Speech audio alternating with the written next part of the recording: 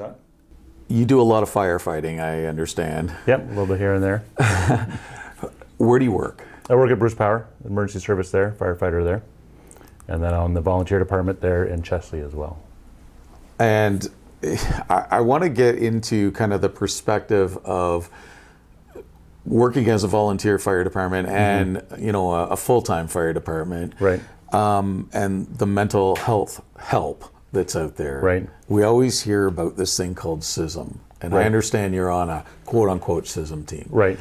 For somebody out there that doesn't know what we're talking about, right. What does CISM mean and what does it do? Yeah, CISM is basically, the best way to describe it is organized pump talk.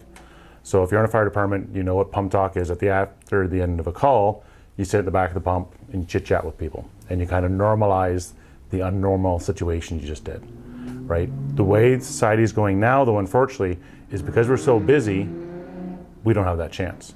You're going in there, you're doing your call, and you're getting out. Right, getting back to the family, getting back to it. So what CISM does is it helps bring everyone back together and just organize the talk.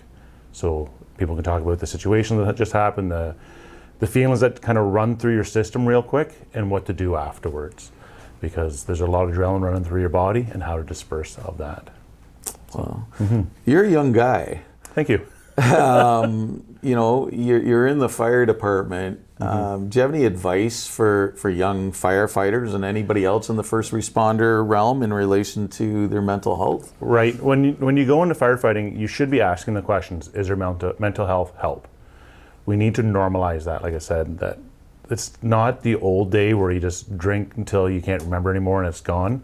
We realize that doesn't help. We need to talk about it. There needs to be programs in effect. Realize that the department is moving forward and knowing that is a problem. We need to be proactive with it, opposed to reactive. I totally agree with you, Tony.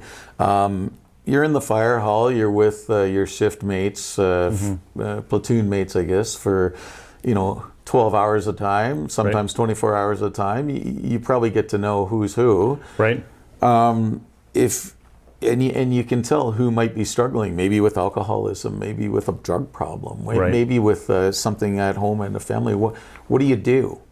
Yeah, you just have the conversation. Let them talk and see if there's anything you can do to help. Sometimes people just need to realize that there's people willing to listen. And there is more help out there. There's programs out there. There's people you can talk to, professionals. If I can't help you get past over that hump, I'm going to lead you in the right direction. Any advice to a young person, might be 18, 19, 20, 21 years old, that's thinking of getting on the fire department? It's the best job in the world out there, right? They pay me to do what I love. I get to play with fire. I get to help people. It's something to get into, and if you can't get it the first time, try the second time, try the third time. I didn't get into the full-time department till the age of 40. So I did it as a volunteer, get my feeling out there, realize I liked it, and then work towards a goal and keep going. If there's one thing on your mind that you would like the world to know about your job, what is it? It's the best job. I get paid to do what I love to do, right? I go in there with a great attitude, do what you can, and then you get to go home and then continue on with the volunteer department too. So the skill that you can learn, pass it on, right? Don't keep that hidden in. There's a lot of people that have all the information and they don't like to share. Spread the information out. Great advice. Thanks for talking with us today, Tony. Perfect. Thank you, Scott.